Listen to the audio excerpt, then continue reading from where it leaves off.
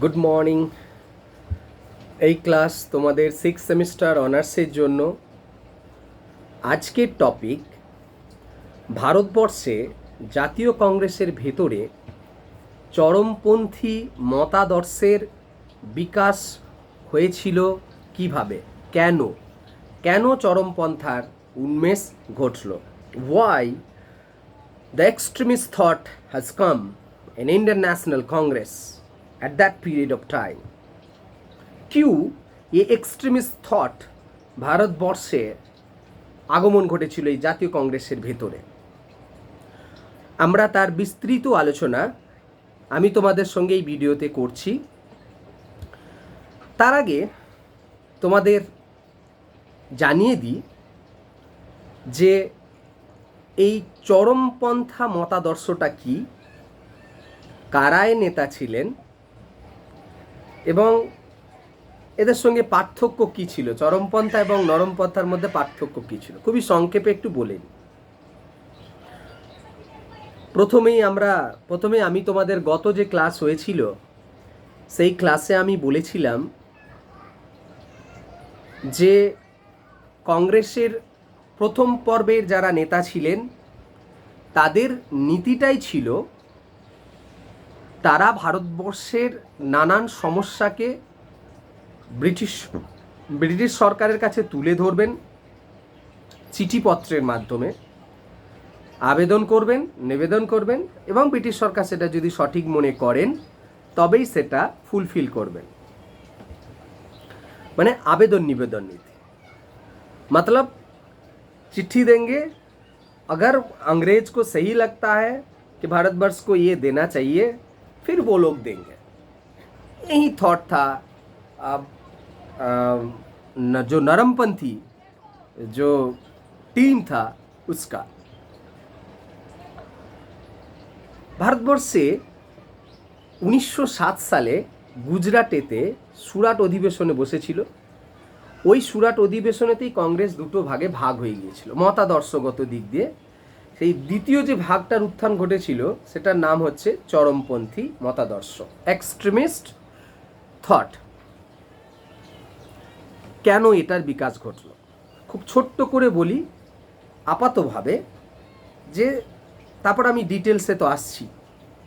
যে এনারা দেখেছেন যে 1885 সাল থেকে 1905 সাল পর্যন্ত এই যে 20 বছরেরও মতো সময় তারা নানান আবেদন নিবেদন নীতি ব্রিটিশ সরকারের কাছে করেছেন। সে আবেদন নিবেদন কোনোটা সফল হয়েছে, কোনোটা সফল হয়নি, বেশিরভাগটাই সফল হয়নি এবং ব্রিটিশ সরকার তাদের মানে সম্মান দেয়নি।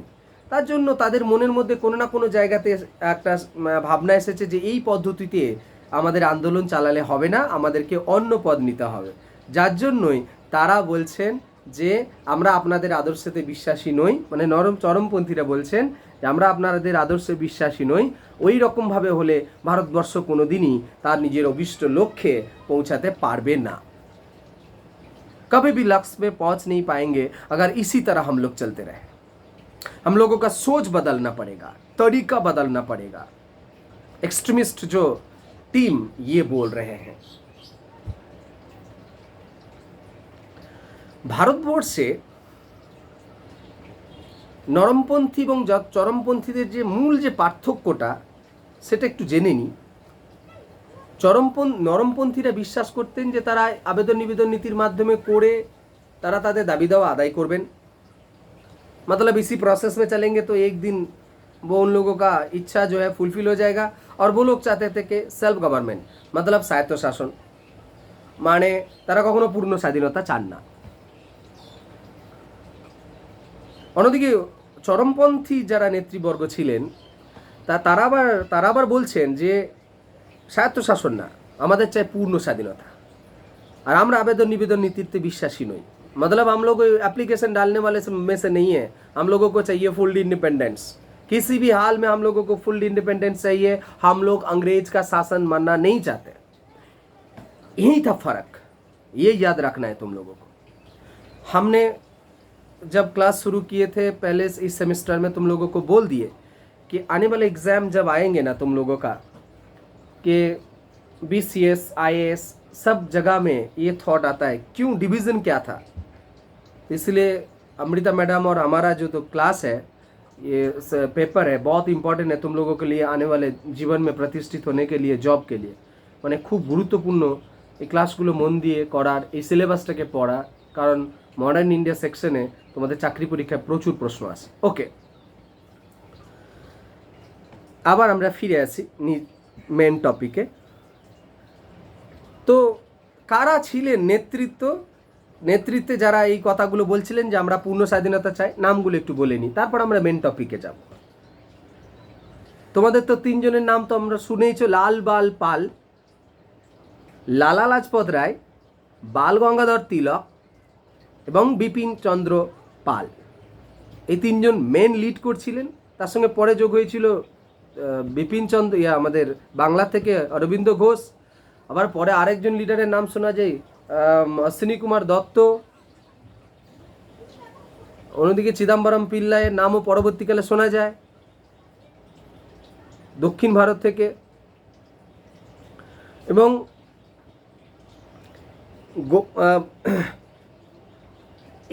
এই যে সিস্টেম, এই যে নেতৃবর্গ, তারা কোনো অবস্থাতেই মানবেন না চরমপন্থীদের এই মতাদর্শ, যার জন্য তারা চাইছেন আমরা কংগ্রেস থেকে আলাদা হয়ে যেতে চাই। 1907 সালে গুজরাটের সুরাটে যখন অধিবেশন বসেছিল তখনই সেটা আলাদা হয়ে গেল, যে জাতীয় কংগ্রেসের দুটো টিম হয়ে গেল, একটা হয়ে গেল নরমপন্থী আর একটা হয়ে গেল চরমপন্থী।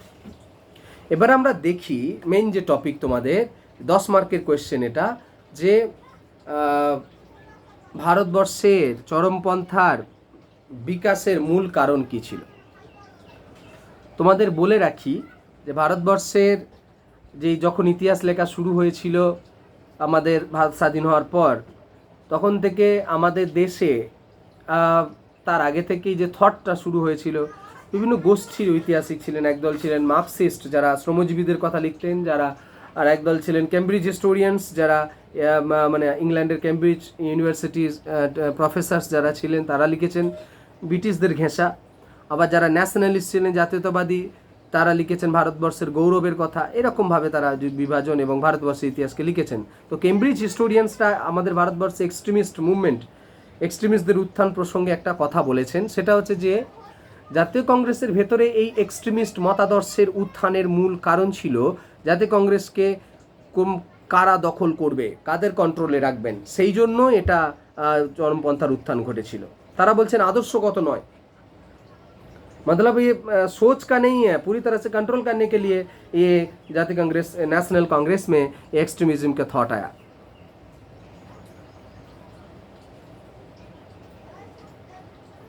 কারণ তারা নাকি গদিচ্যুত করতে চাইছেন। এই যে যাদের যে সমস্ত লিডারদের নাম বললাম, তারা নাকি পুরনো লিডার, সুরেন্দ্রনাথ বন্দ্যোপাধ্যায়, আনন্দমোহন বসু, ওই যে নামগুলো রয়েছে, দাদাভাই নওরোজি, এই সমস্ত ব্যক্তিদের যে নাম আগে ফিরোজ শাহ মেহতা, এদেরকে তারা মানে হটিয়ে দিয়ে কংগ্রেসটাকে দখল করতে চাইছে।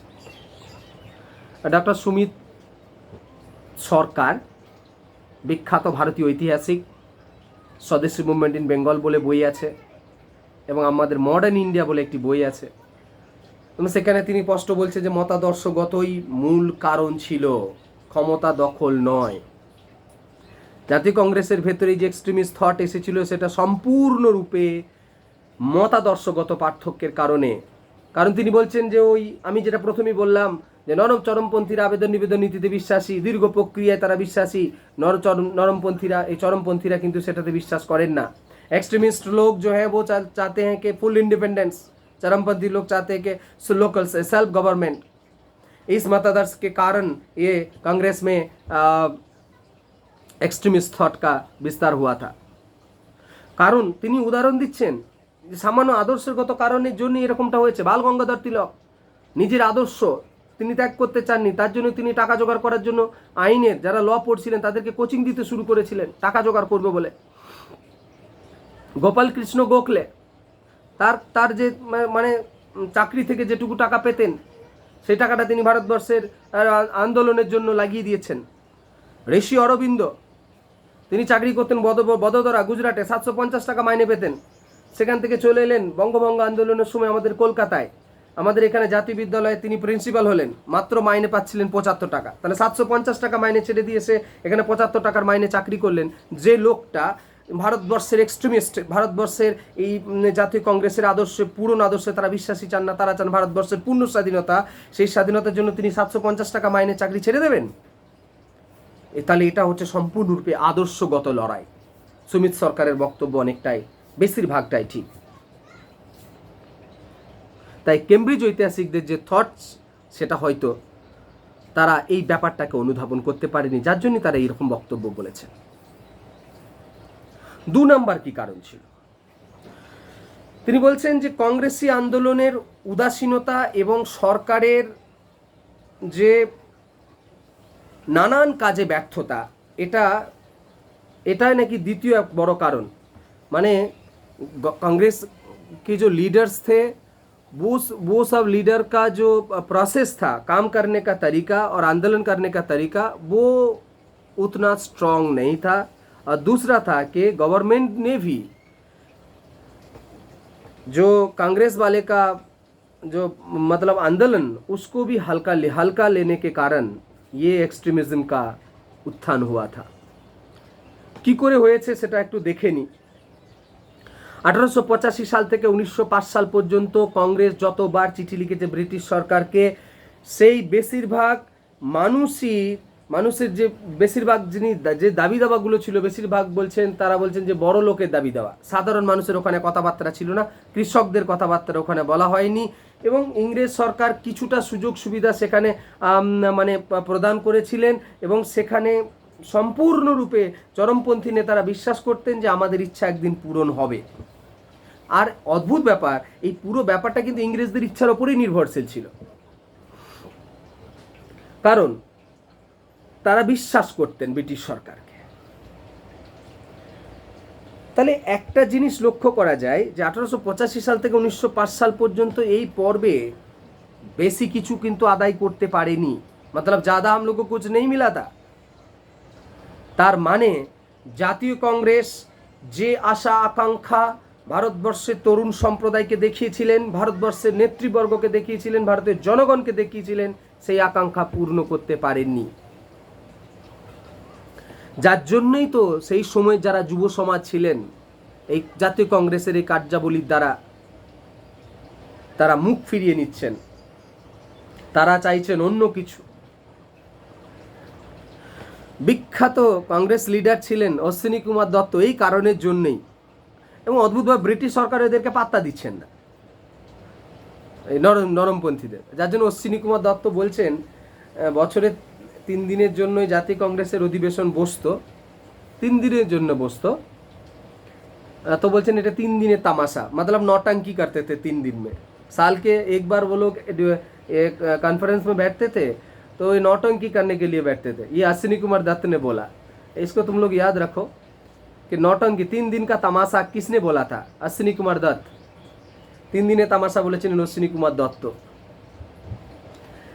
আর একই সঙ্গে সঙ্গে বাল গঙ্গাধর তিলকের বিখ্যাত উক্তি আছে, যার নয় আবেদন নিবেদন, স্বরাজ চাই, স্বরাজ আমার জন্মগত অধিকার, আর সেই অধিকারকে আমি নেবই, আমি অর্জন করবই, আমি ছিনিয়ে নেব।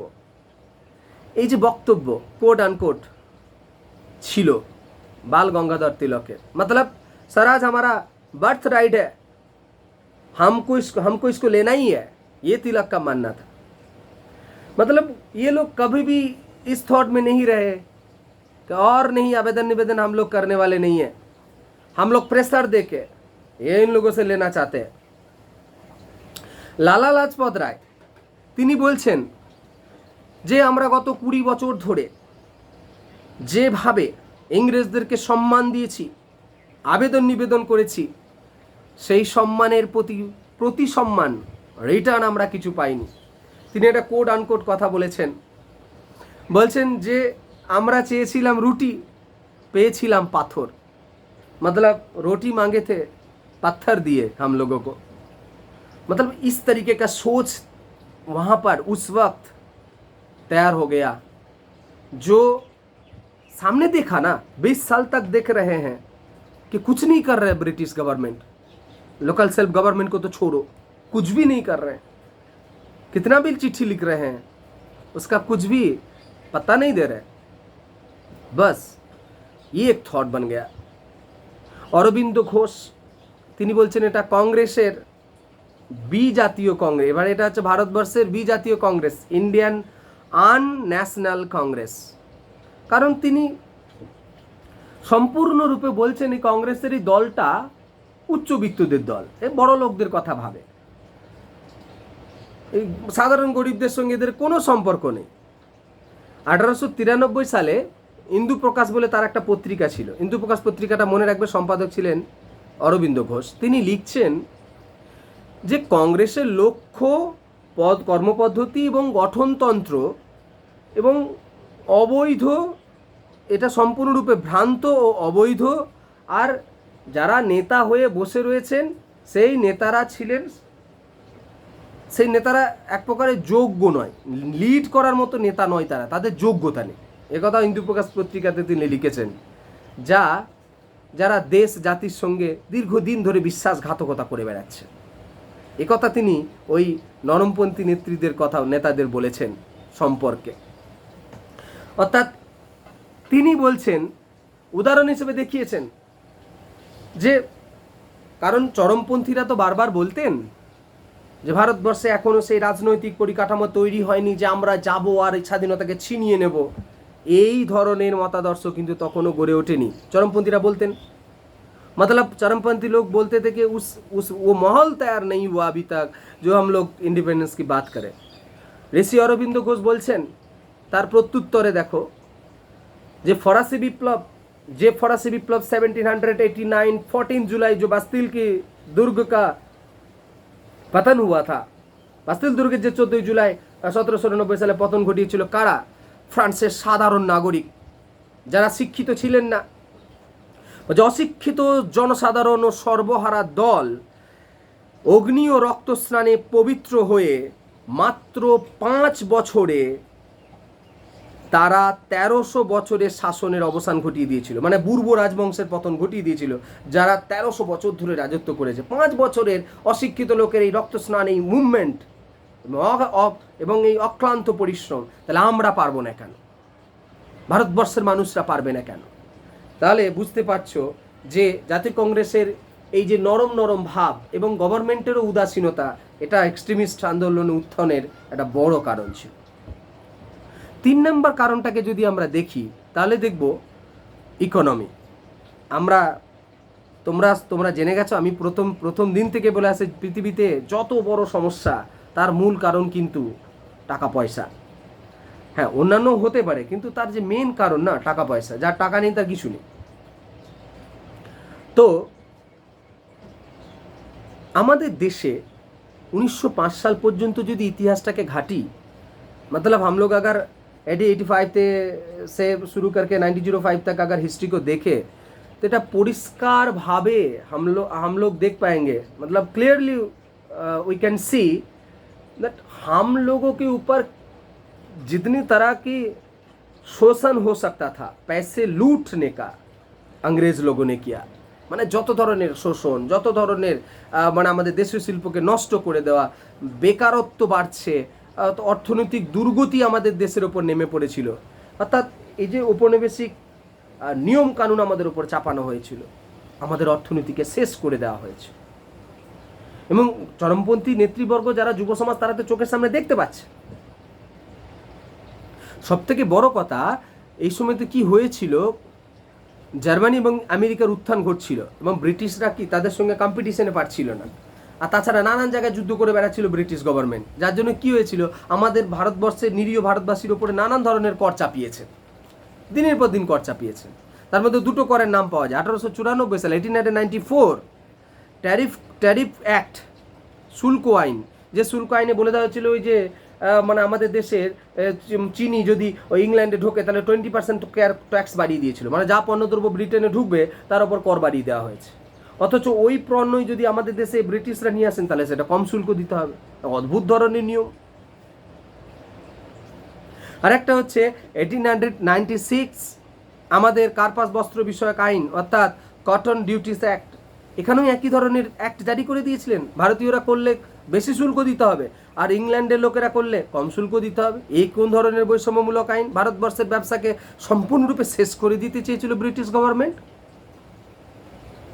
এবং এতটাই করুণ পরিস্থিতি হয়ে গেছিল, তোমাদের একবার মনে হয় গত সেমিস্টারে বলেছিলাম যে আমাদের যারা তাঁতি ছিলেন তাদের আঙুল কেটে দিতে বাধ্য হচ্ছেন নিজেরা, যে তারাও তাঁত উৎপাদন করে তাদের লাভ নেই।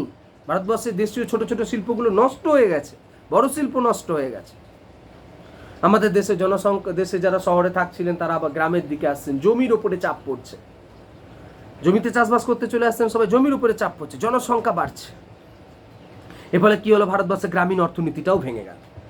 এক তো ইন্ডাস্ট্রি ভেঙে গিয়েছিল, গ্রামীণ অর্থনীতিটাও ভেঙে গেল। একটা জমি 1 বিঘা জমির ওপর 5টা লোকের দাবিদার, স্বাভাবিকভাবে ক্রাশ করবে ইকোনমি, সেটা হয়েছিল। এর সঙ্গে সঙ্গে আর কিছু ঘটনা ঘটেছিল যেটা ভারতবর্ষের এই চরমপন্থার উত্থানের বড় কারণ হয়ে দাঁড়িয়েছিল। আমি তোমাদের সঙ্গে বলছি তোমাদের সামনে, সেটা হচ্ছে যে 1896 থেকে 1900 খ্রিস্টাব্দে এই যে কৃষির ওপর চাপ এবং অর্থনীতি ভেঙে যাওয়া, ভারতবর্ষে বেশ কিছু জায়গায় ব্যাপক দুর্ভিক্ষ দেখা দিয়েছিল, ফেমাইন হয়েছিল। मतलब सूखा पड़ गया था, खाने के लिए कुछ नहीं था। मतलब 90 लाख लोगों का मौत हो गया था इस दौरान। 1896 to 90 96 লাখ মানুষের মৃত্যু হয়ে গিয়েছিল, খেতে পায়নি। আর একটা বিরাট বড় হয়েছিল, ভূমিকম্প হয়েছিল, প্লেগ রোগ হয়েছিল। প্লেগ রোগটা নিয়ে তোমাদের একটু বলি। 1897 মহারাষ্ট্রে প্লেগ রোগ দেখা দিয়েছিল। প্লেগটা হচ্ছে এক ধরনের ইঁদুরবাহিত মাছি রোগ। এটা ইঁদুরের বডিতে বসতো এবং সেটা মানুষের খাবারে এসে বসলে সেটা কলেরা টাইপের রোগ হয়ে যেত এবং মানুষ আক্রান্ত হয়ে মারা যেতেন। এটা হচ্ছে প্লেগ রোগ। ইউরোপে এক সময় দেখা দিয়েছিল, পুরো মানুষরা মারা গিয়েছিলেন, এর কোনো মেডিসিন ছিল না এবং মানুষ ভয়ে থাকতেন প্লেগ না হয়ে যায়। তোমাদের বলে রাখি, এই যে আজকের দিনে তোমরা যে আইনটা দেখছো, যে লকডাউনের যে আইন, এই তোমরা একবার পোস্টারগুলো ভালো করে লক্ষ্য করে দেখবে বা পুলিশ দেখবে ঘোষণা করছে যে আমাদের দেশে 1897 সালের মহামারী আইন শুরু হয়েছে, আপনারা কেউ বাড়ি থেকে বেরোবেন না। এই 1897 ব্রিটিশ সরকার ওই সময় ল জারি করেছিলেন। প্লেগ এতটাই ছেয়ে গিয়েছিল ভারতবর্ষে, মানে বিশেষ করে বলা হচ্ছে 70,000 বর্গমাইল এলাকা জুড়ে ছড়িয়ে গিয়েছিল এবং প্রায় 2 কোটি মানুষ এতে আক্রান্ত হয়েছিলেন। তো সেটা এই যে লকডাউন, বাইরে বেরোবেন না, সেই সময় জারি করা হয়েছিল এবং এই প্লেগ রোগ প্রচুর মানুষ মারা গিয়েছিলেন, বিশেষ করে মহারাষ্ট্রে। তো প্লেগ রোগে দেখো ব্রিটিশ সরকার কোনো রকমের মেডিসিন, কোনো রকমের ফ্যাসিলিটিস, কোনো রকমের খাবার দাবারের ব্যবস্থা করেননি ব্রিটিশ গভর্নমেন্ট। উল্টে কি করেছিল জানো? এদের রাগের বড় কারণ কি ছিল? এদের উল্টে এরা করেছিলেন কি না, হীরক জয়ন্তী পালন উৎসব হচ্ছিল দিল্লিতে, তার জন্য দিল্লির দরবারকে সাজানো হচ্ছিল। যেখানে মেডিসিন পাঠানো দরকার, গ্রামে গঞ্জে প্লেগ রোগ হয়েছে, খাবার পাঠানো দরকার, জল পাচ্ছে না, অনাহারে মরছে, রাস্তার ধারে মরে পড়ে আছে, বডি পোড়ানোর লোক নেই। আর এখানে রানীর হীরক জয়ন্তী উৎসব হবে, ইংল্যান্ডের রানীর হীরক জয়ন্তী উৎসব, সেই রানীর উৎসব পালনের জন্য ডেকোরেশন, টাকা পয়সা খরচা, এই সমস্ত কিছু করছেন। ভারতবর্ষের যুব সম্প্রদায় কি কথা মেনে নিতে পারতেন? কখনোই সম্ভব নয়। এই ব্রিটিশদের এই অবহেলা তাদের পক্ষে মোটেই মেনে নেওয়া সম্ভব ছিল না। যার জন্যেই বাল গঙ্গাধর তিলক বলেছিলেন যে ব্রিটিশদের এই অত্যাচারের থেকে আমার প্লেগ রোগ হয়ে মরে যাওয়া অনেক ভালো। ব্রিটিশদের এই অত্যাচার থেকে প্লেগ রোগ হয়ে যাওয়া অনেক ভালো। এই জন্য তো র্যান্ড এবং আয়ারস্টকে হত্যা করেছিলেন চাপেকর ভাতৃদ্বয়, তোমরা নাম শুনে থাকবে স্কুল লেভেলে। ওই যে রামকৃষ্ণ হরি চাপেকর আর বালকৃষ্ণ হরি চাপেকর, র্যান্ড এবং আয়ারস্ট ছিল পুলিশ অফিসার, গুলি করে মেরে দিয়েছিলেন যে প্লেগ রোগে মানুষকে না বাঁচিয়ে আপনারা উৎসব করছেন, মেরে দিয়েছিলেন গুলি করে। ভারতবর্ষে ছিল ওইটাই প্রথম রাজনৈতিক হত্যাকাণ্ড, চাপেকর ভাতৃদ্বয় মেরে ফেলেছিলেন গুলি করে। বাসুদেব বলবন্ত ফারকের নামও শোনা যায়, ওই সময় বিদ্রোহী হয়ে পড়েছিলেন। যাই হোক,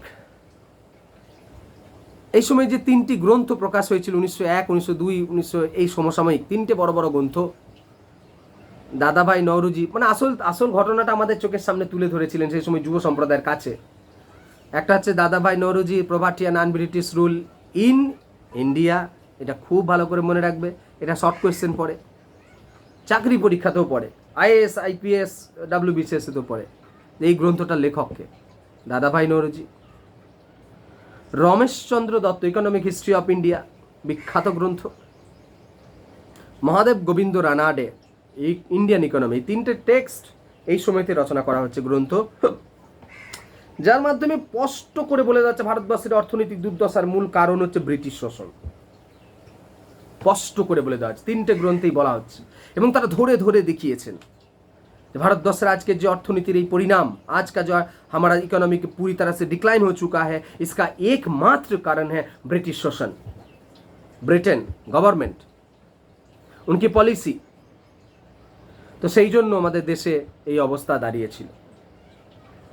4 নম্বর কারণ যেটা বলা হচ্ছে, ভাবো এই যে বইগুলো পড়ার পর তো স্বাভাবিকভাবেই আমরা দেখতে পেয়ে গিয়েছিলাম, মানে আমাদের যারা পূর্বপুরুষরা ছিলেন, আমি তো না, তো তারা বুঝতে পারছিলেন যে প্রতিবাদ দরকার, আর এই চরমপন্থী নেতাদের দ্বারা এটা হবে না, সম্ভব না, করব আমরা, কারণ আমরা আর আবেদন নিবেদনে বিশ্বাসী। আচ্ছা, 4 নাম্বার যে ভারতবর্ষে চরমপন্থা আন্দোলনের বিকাশে উৎসাহ জুগিয়েছিল যে কারণ, সেটা হচ্ছে যে বেশ কিছু इंटरनेशनल घटना घटছিল এই সময়, আন্তর্জাতিক ঘটনা, मतलब कुछ विश्व में ऐसा ऐसा घटना घटे थे जिस तरह से भारतवर्ष के लोगों को इंस्पायर कर दिए थे। क्या क्या घटना घटा था? আবিসিনিয়া ইতালির বিরুদ্ধে জয়লাভ করেছিল, রুশদের বিরুদ্ধে জাপান জয়লাভ করেছিল, এবং বিশেষ করে মানে একটা গুরুত্বপূর্ণ ঘটনা হচ্ছে যে 1905 সালে এই যুদ্ধ হয়েছিল রুশ এবং জাপান, মানে রুশ চীন দখল করতে চাইছিল আর জাপান চীনকে কন্ট্রোল করতে চাইছিল, মানে চীনকে নিয়ে মাঞ্চুরিয়াকে নিয়ে এই মানে যুদ্ধটা হয়েছিল, এবং এখানে রাশিয়ার মতো বড় দেশ জাপানের কাছে হেরে গিয়েছিল। মানে ফার্স্ট টাইম কোনো এশিয়ার কোনো দেশ ইউরোপের কোনো অত বড় শক্তিশালী দেশকে পরাজিত করে দিয়েছিল। এটা ভারতবর্ষের মানুষকে ভীষণভাবে ইন্সপায়ার করেছিল।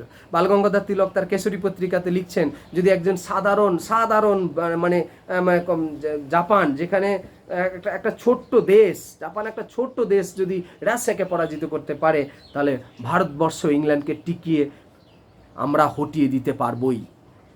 मतलब अगर जापान अगर रशिया को पराजित कर सकता है, तो हम लोग क्यों नहीं इंग्लैंड को भगा नहीं सकते। एक इंस्पिरेशन मिला था इसके चलते।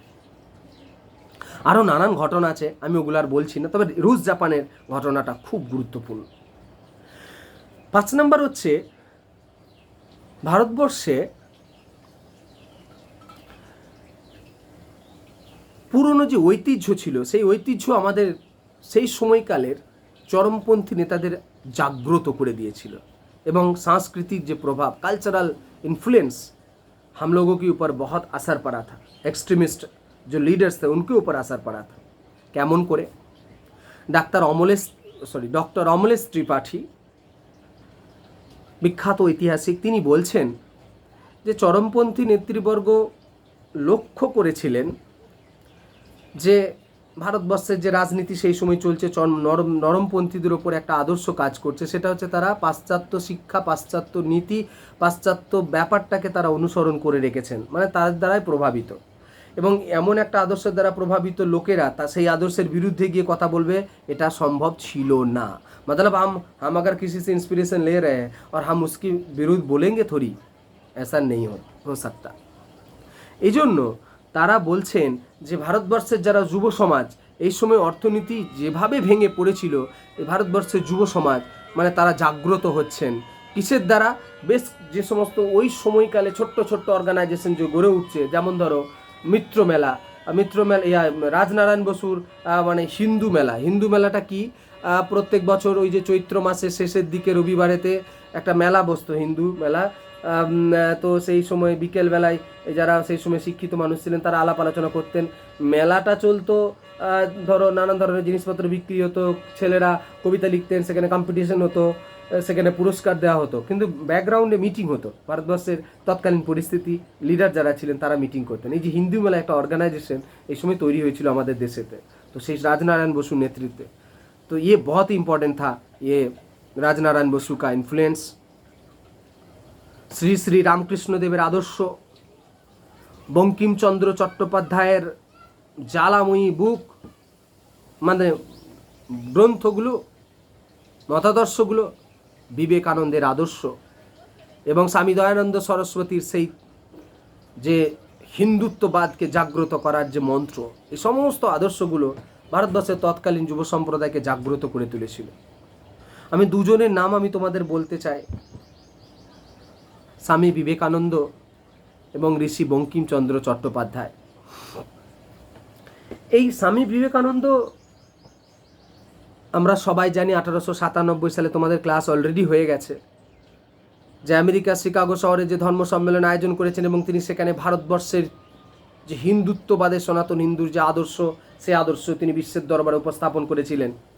এবং তিনি যখন ভারতবর্ষে ফেরত এসেছিলেন মানে 1893 সালে, এবং এই 1893 এই আদর্শের দ্বারাও তিনি যখন ভারতবর্ষে ফিরে এসেছেন, তিনি ভারতবর্ষের দুঃখ দুর্দশা দেখতে পাচ্ছেন এবং কম্পেয়ার করেছিলেন যে ভারতবর্ষ অনেক পিছিয়ে রয়েছে পাশ্চাত্য দেশগুলো থেকে, কারণ ভারতবর্ষ পরাধীন। তিনি কারণটাকে উপলব্ধি করতে পেরেছিলেন, যার জন্যই তো তার বিখ্যাত উক্তি আমরা পাই, যে হতাশাগ্রস্ত দেশবাসীকে দেখে তিনি বলছেন যে বীরভোগ্য বসুন্ধরা, দুর্বলতাই পাপ, কেবল সাহসী এবং শক্তিমানরাই স্বাধীনতা অর্জন ও রক্ষা করতে পারে। তিনি যুব সম্প্রদায়ের কাছে এই বক্তব্য রাখছেন তার নানান লেখার মধ্য দিয়ে।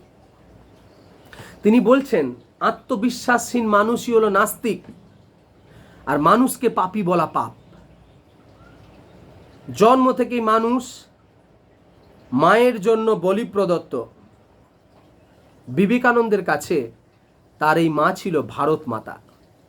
मतलब जो भी युवा संप्रदाय हैं उस वक्त के भारतवर्ष को बोल रहे हैं आपके माँ आपके लिए पुकार रहा है, आप उठिए, जागिए और भारत माता की मुक्ति के लिए आप लड़िए। जब तक आप सोएंगे तब तक आप कुछ नहीं कर पाएंगे। तो ये बात विवेकानंद जी का पूरे भारतीय जो युवा पीढ़ी थे उनको असर कर गए, और उसी का एक नतीजा है ये एक्सट्रीमिज्म थॉट आया। बंकिमचंद्र चट्टोपाध्यायर कथा आमी बोलबो। बंकिमचंद्र चट्टोपाध्याय जे आनंदमठ उपन्यास, से उपन्यासे सत्यानंद जे क्यारेक्टर रयेछे, जे तिनी बाड़ीघर छेड़े दिएछेन, जंगले थाकছেন তিনি এবং সাধুর বেশে তিনি বাড়িও দেখতে পাচ্ছেন এবং লুট করছেন, রাত্রে গরিবদের মধ্যে দিচ্ছেন। তার কাছে বউ এবং ছেলে কোনো মূল্য নেই, মা কোনো মূল্য নেই, বাড়ি কোনো মূল্য নেই, তার কাছে দেশ আগে।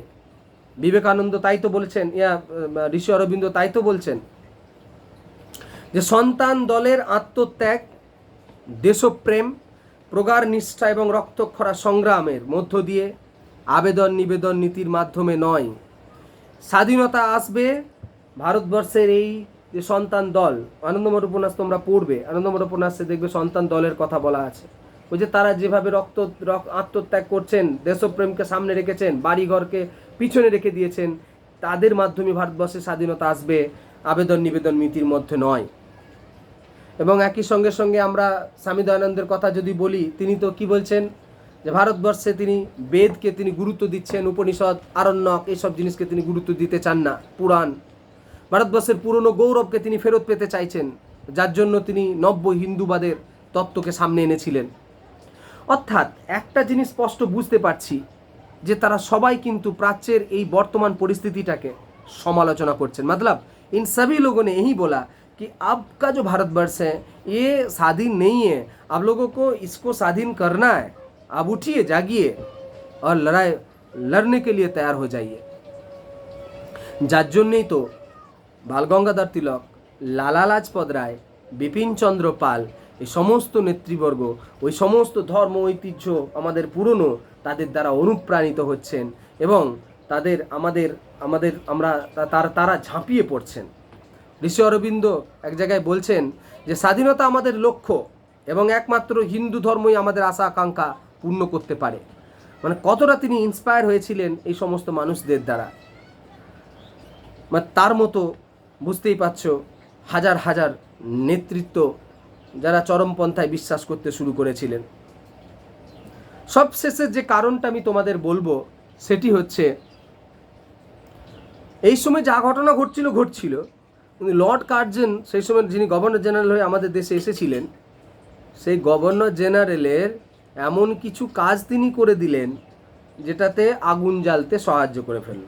मतलब लॉर्ड कार्जन की ऐसा कुछ काम उन्होंने कर दिया था इस वक्त, जो भारतीय जो लीडर्स उभर के आ रहे थे, एक्सट्रीमिस्ट लीडर, उनको उनको फायर जैसे ना आग डाल दिए, आग में घी डाल দিয়ে। कैसे? তিনি বেশ কিছু নিয়ম কানুন চালু করছেন এই দেশেতে, আমাদের দেশে। কারণ কার্জন বরাবরই আমাদের ভারতবর্ষের মানুষকে দেখতে পেতেন না, বিশেষ করে বাঙালিদের তিনি একদম পছন্দ করতেন না। কারণ তিনি মনে করতেন যে বাঙালিরাই তার ইংরেজদের ভারতবর্ষে সব থেকে বিরোধের মূল কাণ্ডারি বাঙালিরা। এবং তিনি ভারতবর্ষের মানুষদেরকে একদম বিশ্বাস করতেন না। তিনি বলতেন চিটার্স, ভারতবর্ষের মানুষেরা চিটার্স, ঠগ, এরকম মন্তব্য করতেন। তিনি বেশ কিছু প্রতিক্রিয়াশীল আইন জারি করেছিলেন ভারতবর্ষে ভারতীয়দের দমন করার জন্য। 1899 ক্যালকাটা কর্পোরেশন অ্যাক্ট এবং 1904 Calcutta university law, Calcutta university act.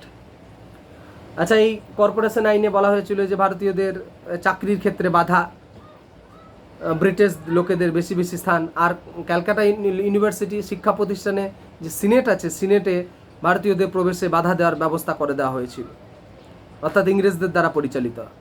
এইরকম একটা চিন্তাধারার লোক কার্জন আমাদের দুটো গুরুত্বপূর্ণ জায়গায় তিনি আঘাত করেছিলেন। আর একটা যেটা গুরুত্বপূর্ণ কাজ করেছিলেন সেটা হচ্ছে, সবাই আমরা জানি, তোমাদের নেক্সট টপিক আসবে এরপরে, বঙ্গভঙ্গ 1905। मतलब ये जो स्वदेशी मूवमेंट हुआ था, বঙ্গভঙ্গ আন্দোলন, বঙ্গভঙ্গ বাংলাকে ভাগ করতে গিয়ে কার্জন যে কাজটা করে দিলেন, সেই কাজটা আমাদের দেশে জাতীয়তাবাদকে উত্থান, মানে এই যে চরমপন্থার উত্থানে গুরুত্বপূর্ণ কারণ হয়ে দাঁড়ালো। মানে কার্জন তার নিজের ইচ্ছা পূরণ করতে গিয়ে ভারতবর্ষের জাতীয়তাবাদকে, মানে এই যে এক্সট্রিমিস্ট যে জাতীয়তাবাদের কথা বলছি, তাকে ত্বরান্বিত করে দিয়েছিল। আর এর ফলেই আমরা দেখেছিলাম ভারতবর্ষে সেই 1907 সাল, তাহলে এটা 5 সালের ঘটনা, এবং যখন 1906 সালে অলরেডি মতবিভেদ তৈরি হয়ে গেছে কংগ্রেসের মধ্যে, এবং 1907 সালে যখন গুজরাটের এই সুরাটে অধিবেশন বসলো, অদ্ভুতভাবে সেই মারপিট শুরু হয়ে যাওয়ার মতো অবস্থা হয়েছিল ওখানে, চেয়ার ভাঙাভাঙি, যে আমরা আপনার আদর্শকে মানি না, আমরা নতুন আদর্শে বিশ্বাসী হতে চাই, আপনারা ছেড়ে দেন দায়িত্ব। এরকম কথা কাটাকাটি হতে হতে মারপিটের পর্যায়ে চলে গিয়েছিল। তার ফলে 1907 সালের এই জাতীয় কংগ্রেসের অধিবেশনেতেই শেষ হয়ে গেল জাতীয় কংগ্রেসের ইউনিটি, এবং ভারতবর্ষে জন্ম হলো নতুন এক মতাদর্শ, যার নাম হচ্ছে চরমপন্থা, এক্সট্রিমিস্ট থট। এই এক্সট্রিমিস্ট থটটাই পরবর্তীকালে আমাদের ভারতবর্ষের স্বাধীনতা आंदोलन एगिए निए गए। मतलब इस एक्सट्रीमिस्ट थॉट की वजह से ही हम लोगों का जो आने वाला मूवमेंट शुरू हुआ था भारतवर्ष में, उन्होंने ही चलाए थे। हालांकि रूप चेंज हो गया था। तो সেই জন্য চরমপন্থাদের মানে আমাদের ভারতবর্ষের স্বাধীনতা আন্দোলনে এদের কিন্তু ভূমিকা ভীষণভাবে ছিল, বিশেষ করে প্রথম পর্বে যারা চরমপন্থী নেতৃত্ব ছিলেন। ওকে, তো তোমরা 10 মার্কের একটা কোয়েশ্চেন করবে, খুব গুরুত্বপূর্ণ জিনিস এটি। আজকের মতো এখানেই শেষ হলো, আবার নেক্সট টপিক তোমাদের সামনে আসবো। Thank you.